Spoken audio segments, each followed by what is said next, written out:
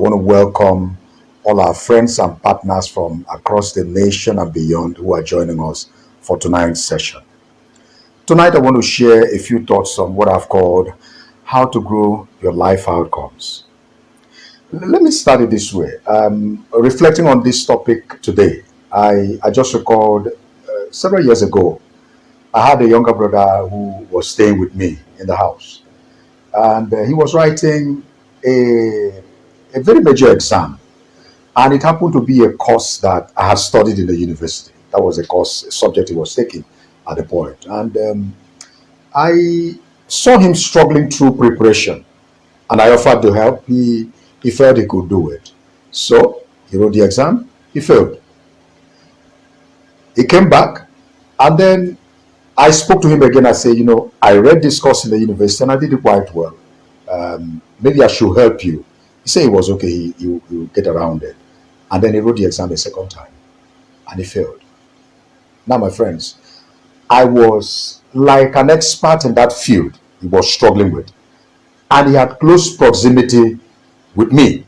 Yet, he couldn't tap into what was available all around him. That thing taught me a very big lesson. And over the years, I've come to see reinforcements of that lesson. And that is that life doesn't pose an availability problem. It often poses an access problem. What do I mean? Everything required to sustain the planet is available on the planet. And what that means also is that everything you require to sustain yourself and to grow is also available. The question of life is really whether you have access to and are effectively wielding the tools of growth. And so today, I want to say to you that growth in life is a function of effective living. Effective living. Not that things are available around you, but that you're able to tap into them and live effectively.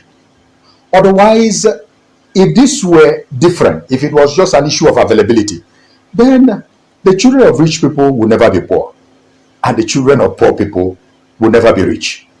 It means that the children of smart professors will never fail exams, and the children of those who appear like they don't know too much will always fail. But that is not what life is about. Life is about access. Life is about how you make use of the tools around you to be able to grow. So I'll be sharing with you today 4 key things I think are very critical in harnessing and growing your life outcomes. Now you can call them the 4 P's of growing your life, right? So I'll be talking about perspective, I'll be talking about priority, I'll be talking about positioning, and then finally I will talk about persistence. All right, so let's go. So first is perspective. Now let me tell you very frankly, how you see life determines how you live it. Now this is very important. If you cannot see what is available to you, like my younger brother couldn't really see what was available. If you can't see what's available to you, you will likely miss life, even when you are walking right on top of it. I remember a great friend of mine, a Lebanese, who once told me that Nigerians are like people walking on top of money and yet are looking for money. Now, I mean, it may sound like it's a Nigerian thing, but I don't think it's a Nigerian thing. This is often the sad reality of life itself, that people can be in the midst of so much opportunities, but they can't just see it, right? And so sometimes let me give you an example. You complain about a boss in the office, right? So he's a bad boss, he's a tough boss, he's a very difficult boss. People call and say such things. But I can tell you something. What you call a tough boss may be a gift, but the way you see it will determine how you respond to the situations that are thrown up around you. A disagreeable boss often toughens you and helps you to be on your toes all the time. It teaches you excellence because you know that not everything goes. You will need to work harder than normal. So it is all about how you see. If you see that tough boss as a gift, indeed it becomes a gift. If you see that boss as an instrument of cruelty, and that's how some of us have interpreted the people around us, then you will become miserable in your place of work and you will turn out differently. All right. So, but if you see that boss as an instrument of training, it will help sharpen you and make you better. So, one is your perspective, how you see life. Number two is the issue of priority. All right, now listen to this. Priority is making the important things the important things. It is making first things first. I'll say that again. It is making first things first. Space how much you focus on the important things of your life, right? It is in identifying in the Pareto principle the 20% of the things that deliver 80% of results in your life and being able to focus on them. Often our problem in life is not about not knowing what to do as it is about not doing what we know. I'll tell that again. The problem of life is often not in our not knowing what to do. It is often in our not doing what we know. So often we know all the things that we should be doing, but the issue is, do we do them? Do we zero in on the important things of life and focus on them? And so my take is this, that mediocres do not necessarily have a knowledge problem. I think mediocres have a priority problem. They know all the things to do, but they never try to do them. So the question would then be, how do you drive prioritization? The first thing in driving prioritization in your life is what I call the principle of elimination or exclusion. All right? Some things have to be put out of the way. They are things that you don't need around your life. So in being able to focus on the right things, on the important things, you need to first of all eliminate or exclude. Remove those things that need to be put out of the way. Number two, you will need to understand that some things need to wait till later. It's not everything that must be done now. There are things that can wait till later. All right? The next thing about prioritization is focus. Focus. Attention is the validation of priority. Before you can say you are prioritizing something, it means you are giving your attention and focus to that thing. All right? So the first is elimination. The second is focus, giving attention to the things that should be given attention. So I will ask you, what you prioritize and give attention to, what is it in your life that you are prioritizing and giving attention to? What fills your time? What do you spend your money on? These are the key questions. So if we check what fills your time in a day, we will know what things that you are taking as important to you. If we check how you spend your money, we will also be able to have a sneak into the things that are important to you. Number three, I will then put the two together to say to you that the secret of concentration is elimination. Right? I take that again. The secret of concentration is elimination. Before you can drive focus, you need to eliminate. So once you eliminate, you are able to have a smaller, shape of things to be able to put your attention on. All right? Priority creates effectiveness. That's the other thing you must know. Priority creates effectiveness. If everything is a priority, then nothing is a priority at all. So you can't scatter yourself all over the place. You are focusing on this, you are doing this, you are doing this, you are doing that. No, you don't do that, right? Effectiveness comes from the sharp focus on a few or one thing.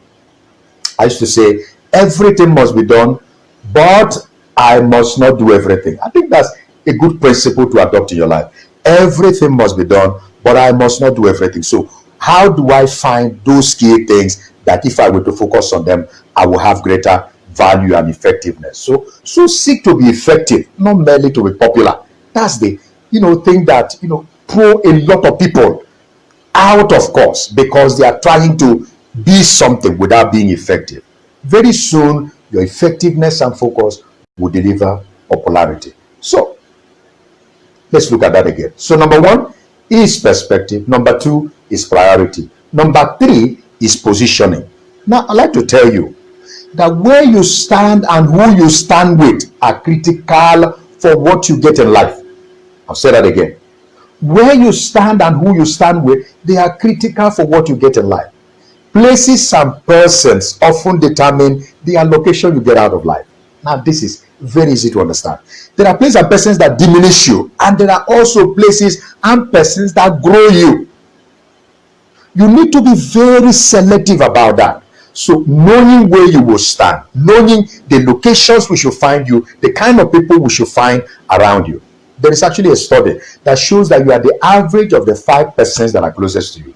And I think that's very important. So, you want to check how much you are growing in your life. Just check your closest pals, the closest people around you. You are the average of all of those people, right? So we've talked about perspective, we've talked about priority, we've talked about positioning. The last point I want to make, if you must grow your space in life and grow your outcomes in life, it is persistence. Now, I will tell you this. Consistency is the key currency in the mastery of life. If you want to master life, you need to be consistent. If you don't stay for the long haul, if you don't keep at things, my friend, you will never gain life mastery, and you will never really get some great outcomes in life. Life is not a dash, it's a journey. And that journey is a marathon, it's not a dash.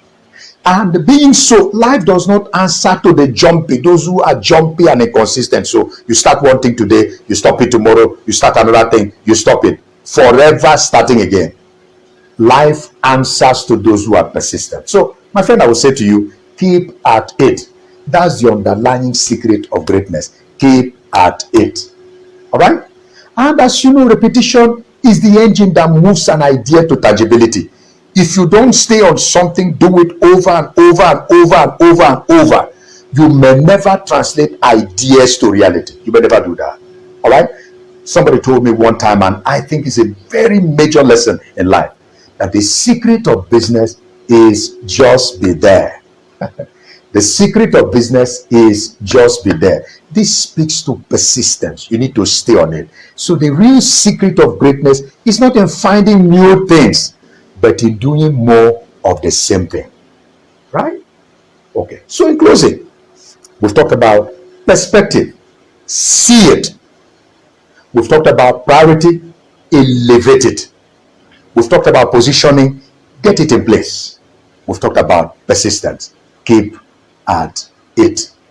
My friends, often it's not just about your parentage, your background, your age, your talent, your brilliance. It often comes down to the simple choices of life. Right? All of the other things you have in life, all of those things, parentage, all of that, brilliance, talent, they come with you as a package. All right? But what really drives life outcomes are the choices you make. The choices you make. So choices of how you see and interpret things in your life. Choices of what you place the weight of importance on. Choices of where and with whom you stand. These have far greater impact and ramifications than the fixed circumstances of your life. So your background is fixed, your talent is fixed, but you see those choices of whether to persist or not to persist, those are the things that actually deliver all the big outcomes you can have. In the end, your choices are of greater consequence than the things you were born with. Life outcomes then is not a function of what you were born with, but what you do or don't do with what you were born with. So in the end, my friends, your choices are of greater consequence than the things you were born with. Life outcomes then are not a function of what you were born with, but what you do or do not do with what you were born with. I hope this has been useful as we come to the end of this session.